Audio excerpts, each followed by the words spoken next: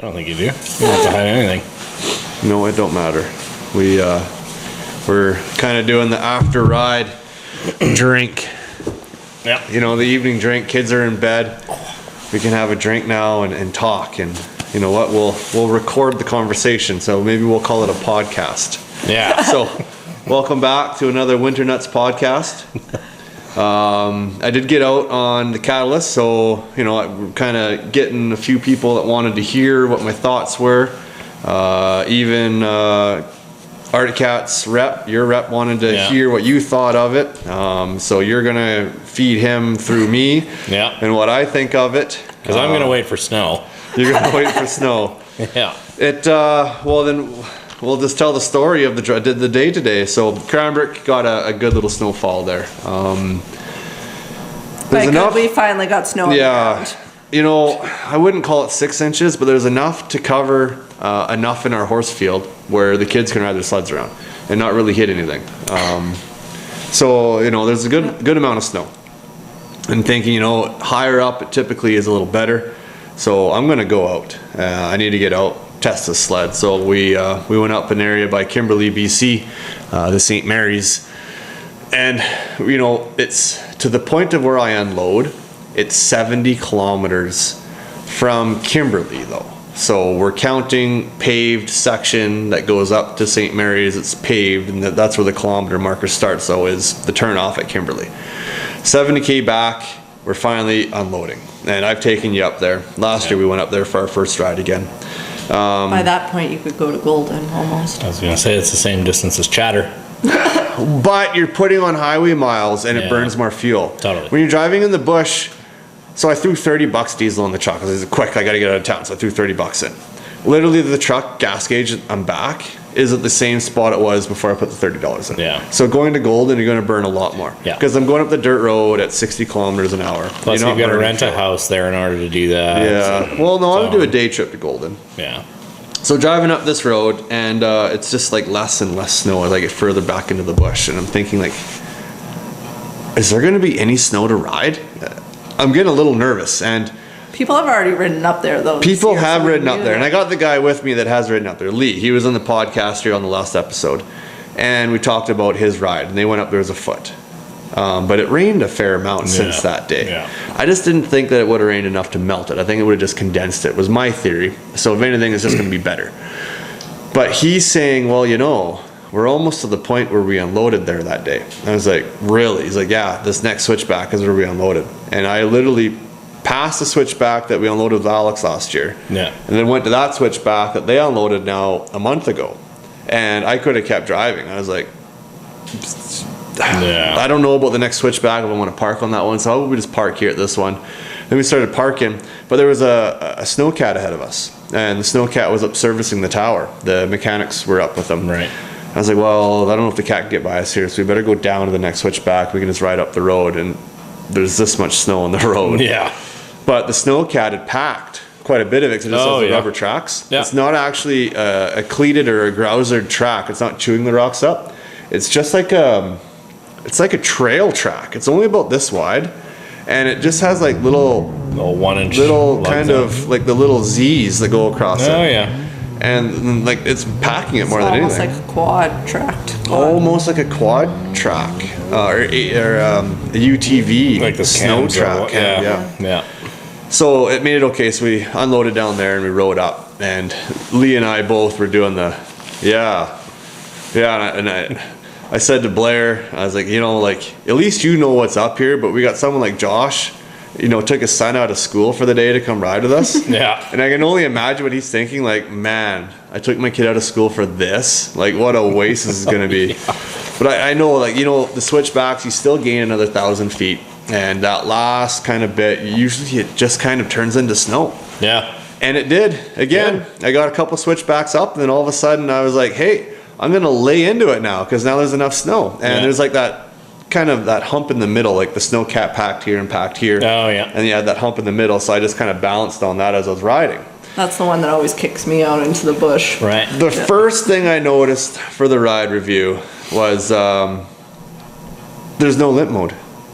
Remember last year I was stuck at 7,000 RPM? Yeah. But wasn't it for 20 minutes? Yeah. So my only thing is we idled these sleds here outside the other day, connecting the Garmin's. Yeah.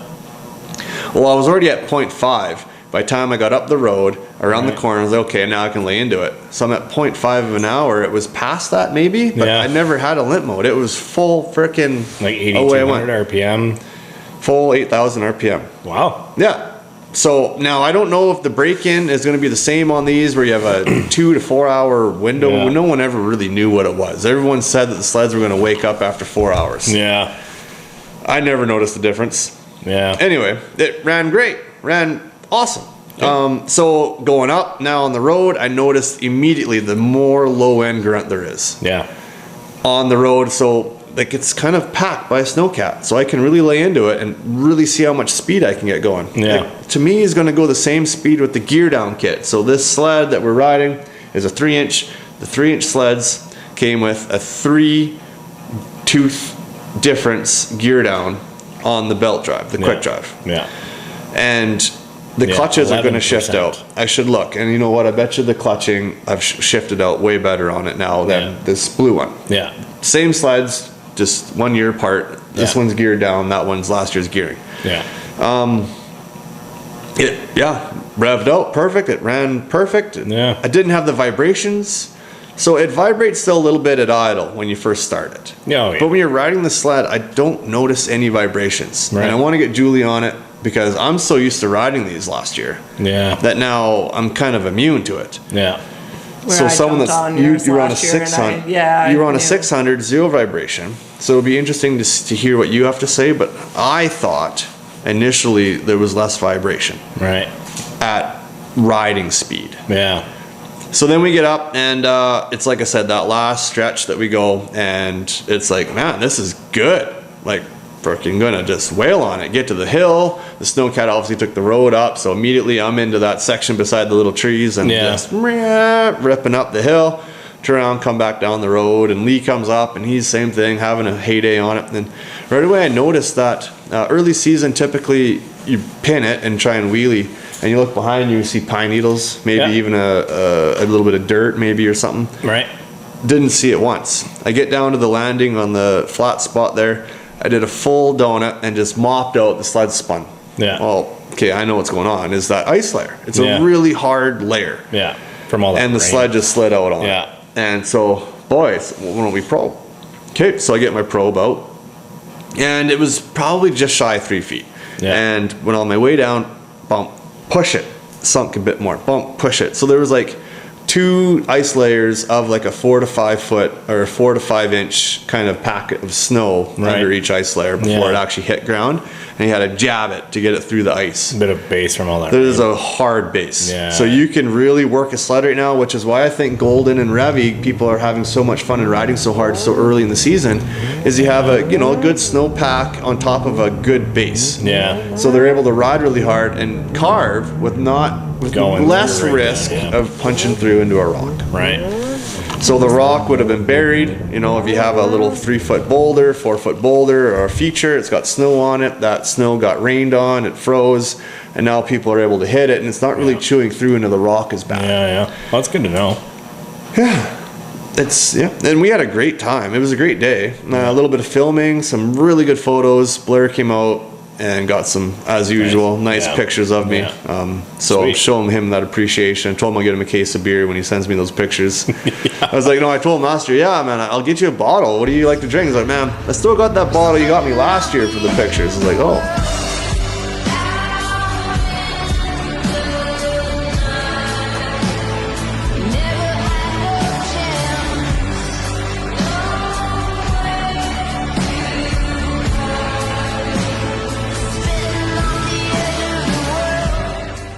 Well, when you go out, you usually like to have a beer when you're done your ride or something. Like, what beer do you choose to drink? I like Budweiser. I'm like, I'll get you a case of Bud. To show my appreciation. Thanks for the pictures, Blaire. Oh, yeah, it's pretty sweet. And well, he's good at it, so. He is good at it, Yeah. So, the ride was good. Like I said, the roll in on that torque, the second I picked the sled up, when I built it at the shop, immediately I could feel how much more bottom end torque. Like when you hop on a Skidoo, you can feel how much more bottom end snap there is in a Skidoo. Yeah. Right away with the gear down on the new sled, I could feel that. Like just in the parking lot going to load it on my truck, I was like, we could feel the more snap in that bottom end. Right. So that was a perk. And then a little bit less vibration. You would really have to ride both sleds to see if you can notice any rotating mass differences or weight differences back with to that back, drive shaft. Stock to stock. You would. It's been a whole year for me off of a sled to then jump onto a new one and not have a full-fledged riding day. When we finished last year, that was like unbelievable up on the glaciers. Yeah. And deep snow. Yeah, but that sled, your sled from last year is not a stock sled. No, that sled Right? it was fairly stock. Yeah. The tune was what made that sled. Yeah. The clutch kit, MDS clutch kit, and then Brent Linderman's tune. That's woke that sled up, made that sled what it was. Yeah. So we don't have an answer yet as to how good the tune is in the new sleds. Yeah. I even asked Brent Linderman the other day when we saw him.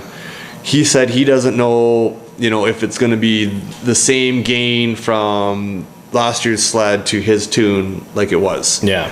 Where the new tune that Arctic Cat released this year is waking the sled up a little bit more. Yeah.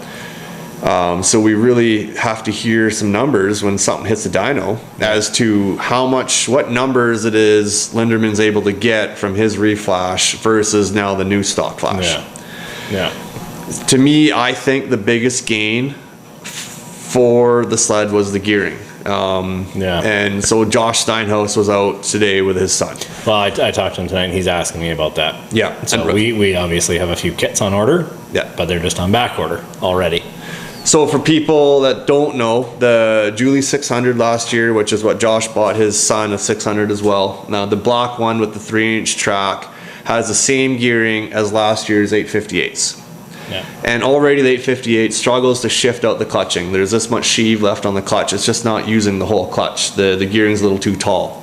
If you want to get in a drag race and hold it wide open down a quarter mile, maybe it'll finally shift out. Yeah. But on the snow, with a little bit of load on that track, because that 3-inch track is gnarly. It has it moves a lot of snow. Yeah. It doesn't shift the clutching out. And just doing a clutch kit isn't sufficient. And that's what Josh says. He's like, well, I'll do a clutch kit. I said, it's still not. It's just the gearing isn't going to allow the clutch to shift out. Your RPM, centrifugal force, isn't going to close the sheaves. Yeah. So they've had the same gearing in the 600 as the 858, and the 858 already struggles with it. So that 600 is even struggling more. Yeah. And the 600 will benefit even more with the gear down kit. Yeah. So I said, man, if I was you, I'd put it on both your sleds. Yeah. So obviously he's believing me, which is cool to know that so far, I think every kit that I have on order will be on by the time it shows up. Yeah, already being sold. So you need to order more. Yeah. Yeah. Yeah. Put more on back order. Man, Yeah. I think it'll be good. I really hope they come out with that kit soon. Yeah. Because they're being talked about on the internet. Some people went ahead and ordered the gears single. Yeah. Ordered a gear, both gears. Yeah. Then ordered the bracket or the washer that holds the gear on. Yeah. And they paid a decent amount. I don't know, it was $600 American or something. Yeah. And the gear down kit hopefully is a little bit less, and they're talking that it's going to be less. But these people that have 25s can start their season now with that gear down kit already. Yeah. Hopefully we don't have to wait much longer to be able to supply this Definitely. Yeah. to the other 25s in your customers. We don't even have pricing on it. So I've got them on order. Yeah. With pricing that isn't real. It's like $100. Yeah. No, we all know it's not going to be. Yeah. But yeah, we've already received a bulletin saying that this is not actually the pricing of it. So hopefully soon we'll have the price at least. Yeah. And then Do they have any dates, estimates? mid-December. Okay. So it's coming. Not bad. Yeah, it's coming. For the season, it really doesn't kick Well, in till then. Till Christmas holidays anyway, Yeah. right? There's a few eager beavers, and the riding is good and revvy Yeah. and whatnot, but they can get by for another week. Oh, yeah. Hopefully it gets coming though. Yeah. Because I think the 600 will benefit even more than the 858s. I have wonder if maybe if I end up having one in stock, we throw one on a 600 and see. I already know what it'll do. Yeah. It'll make it way better. And so Blaire had last year, 2 years demo, which was a black 600 3-inch 154. Yeah. Then you had a 146, which was the white sled. Yeah. With the smaller lug. 2.6, yeah.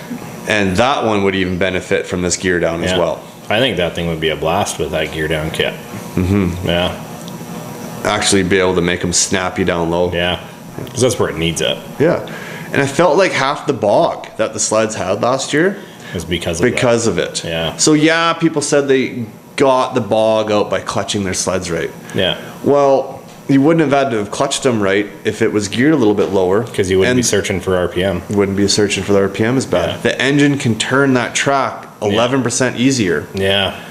each time you let off and hit it again. Yeah. And when you let off and hit it and there would be a bog, okay, well, that's because it didn't backshift enough, so a combo of a bit of clutch work, but the clutches don't need to work as good if you're geared down. Yeah. Yeah. Well, we have a customer that you'll be going out with Yes. Yes. to basically tackle that bog. Yeah. So I half wonder if maybe we don't try that. The gear down on his as well. Yeah. Versus doing the clutch kit. And everyone has also asked a bit about the clutching. Like, well, what's different? They geared it down. Well, the clutching's not different. I pulled or shine a flashlight into the new sleds. It has a different spider on it. The way I was going to talk about weights. Oh, I see. Yeah. So there's still 72 gram weights for your Alpine 7,000 foot riding area. Yeah. So that has 72 gram. This has 72 gram. My block sled last year, my old weights are in the cabinet. There's 72 grams. They're all 72. But the primary spring is slightly different in the new ones. Right. To make up the difference for the gearing. Right. Just so that it shifts that little bit different. Pardon me? Is it heavier? Boy, you're going to make me think for a minute now. Yeah. Okay.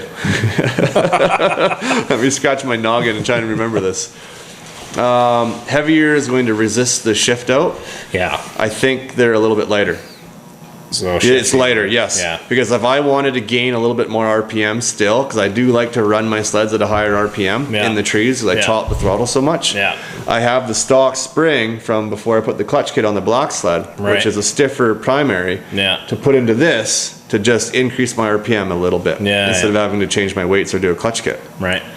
Yeah. You're going to end up with all the spare parts in that cabinet. Yeah, there's a lot. Where's the shock from the other sled? It's still sitting on my desk. Okay, so I got to come up there one day and grab it. Yeah. Yeah. Well, I've got a bunch of stuff to grab for Josh tomorrow anyway, so. Basically, in our trailer, we'll have a whole extra set. Yeah, that's the thing. I do want to put that in there. I do have a nice big bin going for the spare parts. Do you have a bin? Can I just have a bin? Yeah. Yeah, you don't mind throwing a bunch of stuff into a bin and I can use the bin in there for spare parts? I'm just going to put an inventory list and you should check it out every time you break something.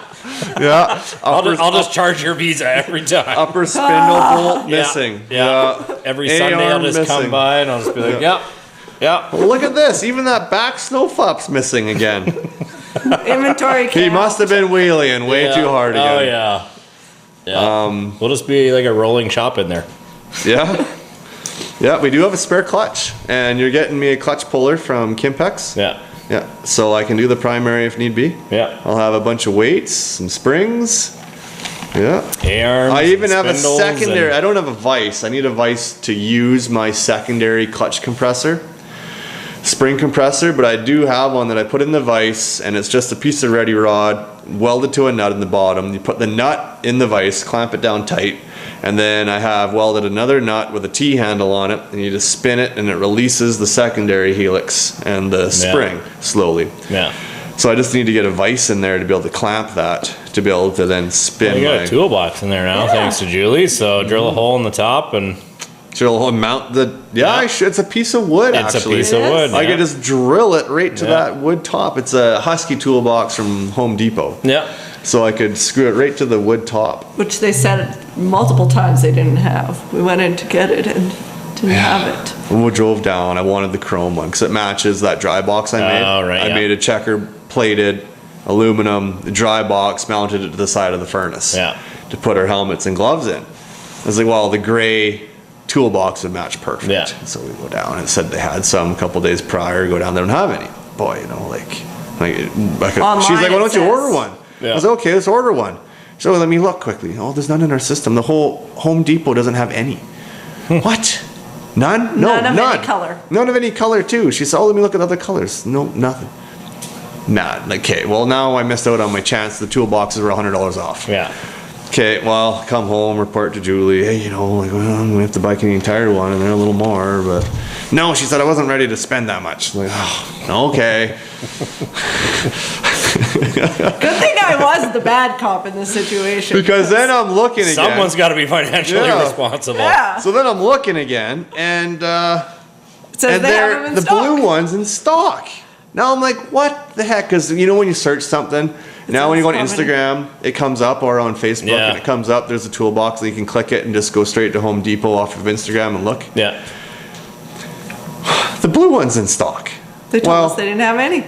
That's weird, yeah. I'm like, we better not miss this. We better go down and buy this right now. No, Yeah. so I told them to order it online. I'm like, just order Oh, it. They'll yeah, tell order you it, whether pick it up, yeah. for pickup. Yeah. I'm like, you'll get an email whether or not it's ready. If you don't get an email, and blue they to don't me is have it. fine. Like, that toolbox is blue. I yeah. kind of like my blue toolbox. Our Yeah. trailer's blue.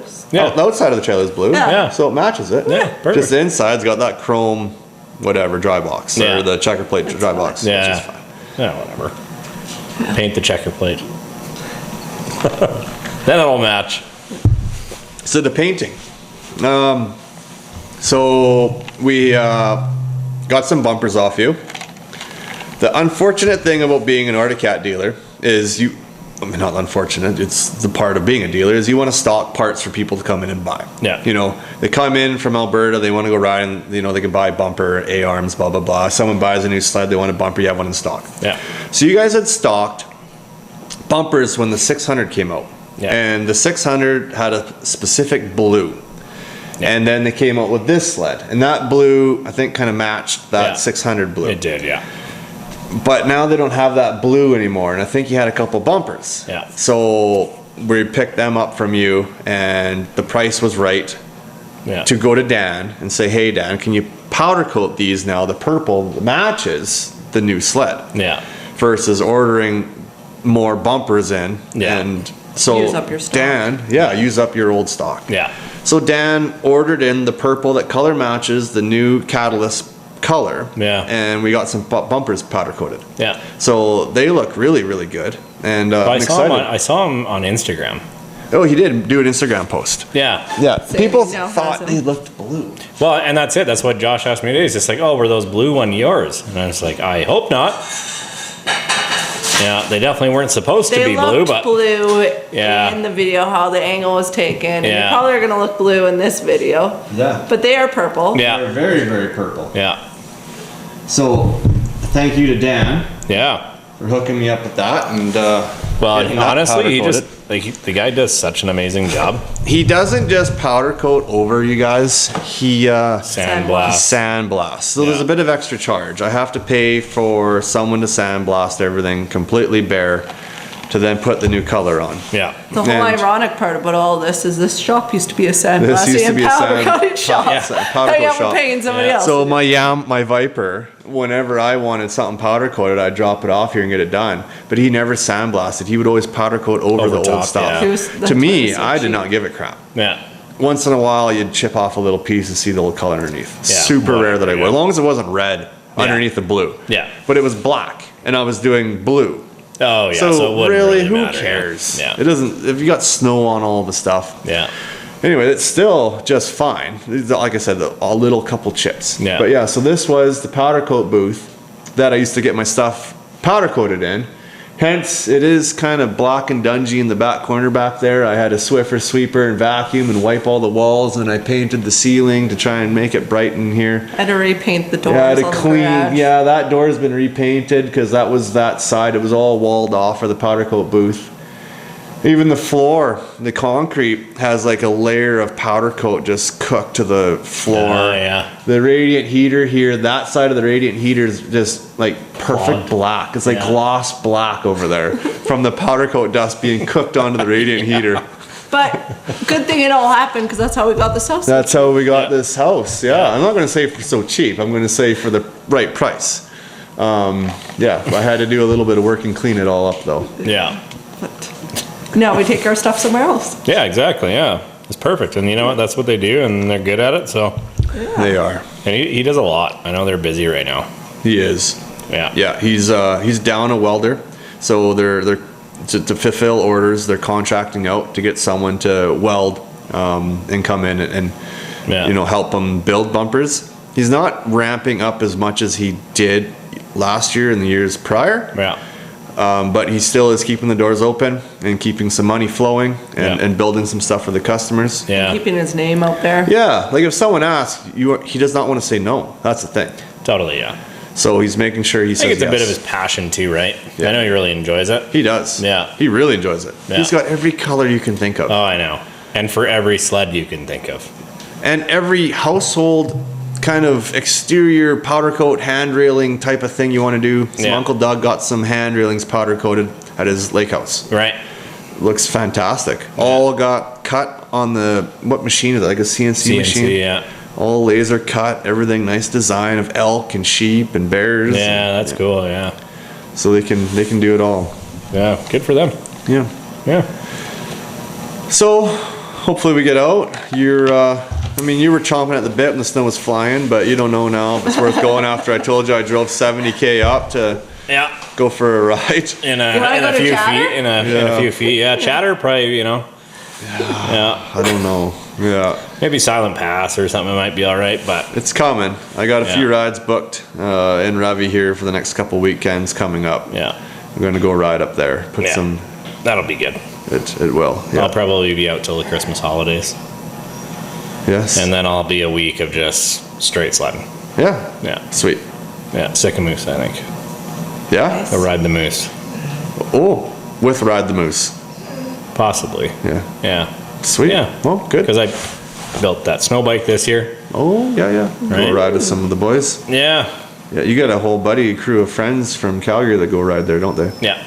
Yeah, they go out there, and then the guys even from Kimberly, and the guys from Fernie, and been selling a lot of those parts too, so just got to try and find the time to do it all. Yeah. Yeah. Oh, you'll get out. Yeah. Just close the shop during Christmas. Yeah. Well, I think we should bring back the, closed due to mass amounts of snow days. I think That doesn't really work when you're in the snow business, though. But doesn't it though? Because You you could still also open up. sell snow blowers, which people need on those days. Yeah. You just need that employee that doesn't ride. Yeah. But who wants to work at a snowmobile shop That doesn't ride. Exactly. Yeah. Yeah, that's why they have car salesmen. Totally. Yeah. Yeah. It's all passion. Yeah, it is. You just need to have one parts person there. Just one person there for those days. Yeah. It's The like they emergency orders. just- Yeah, they just do the parts and the snow blowers. Yeah. Well, I talked to the guys over at Main Jet there about getting some parts. So we're going to stock some Polaris parts as well in Fernie. Good idea. Well, we get so many people that come through there from out of town, and obviously it's it's another hour and a half to the closest Polaris dealer and dealer. So Well- we won't be by all means one of their dealers, but we'll have some of the emergency parts. Well, look at how well the little shops do in Revelstoke. Yeah. That have, rental sleds, and then they have just a wall of everything for every sled out there. Sparks plugs. You'll have their spark plugs for that. Well- Spark plugs for the boosts. Oh yes. Yeah. Yeah. A lot of spark Yeah. plugs. I'll have about 40 in stock. Yeah. It's a good idea because you know what, you're the only shop, regardless of being an Articat dealer or whatever dealer Totally. you are, you need to have a few of everything to just move some Well, product just take out. care of people. Take I mean, care they of travel people. out there and they want to have fun and they don't want to be down, and Yeah. it always happens on the first day, and Yeah. so it'd be nice to actually be able to help people out, because we've had guys come in and my only option for them is to rent them a Catalyst, Yeah. which I'm okay with. Yeah. Gets them out on a cat, maybe they enjoy it, but it'd be nice to, Have some A-arms there so when they peel one off, they're not Yeah. SOL. skis and bumpers and whatever, right? Yeah. Are you gonna have a ski for a Polaris? Yeah, I'll do probably two for a Polaris, two for a Dew, just to kind of at least have a couple kicking around there. Yeah. They've been the same ski for quite a few years. Yeah. So you can't go wrong with stocking that ski. Well, it's same with the A-arms, right? I was talking to Ian at Main Jet today. It's like 2019 to 25. For the Matrix? Yeah. Because the Axis and the Matrix have the same A-arm? Yeah. Oh, okay. Yeah. Well, that's pretty handy. Yeah. Well, but except we go with the raw aluminum, because it's $120 cheaper for the raw aluminum than it is the painted black. It still gets the guy out. Yeah. And if Yeah, he who wants to call cares? Dan, he can powder coat it after. Totally. Yeah, it doesn't matter. He's Right? got color match. Yeah. Yeah. And then it's the perfect Sell time to them do with all of them. a paint of spray paint. Here's your spray paint black. Here's your A-arm. Yeah, Have there a you wonderful go. day. Yeah. Yeah. Yeah, you can't have one of every color. So yeah, just get the it's bear. impossible for us. Yeah. Get the bear, and then they can do what they need to later. Yeah. Have the emergency things, and that's it. That's all that matters. Yeah.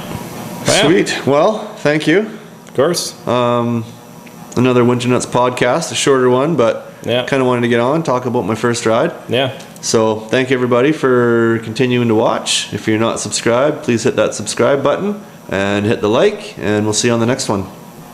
Heck yeah. Stop.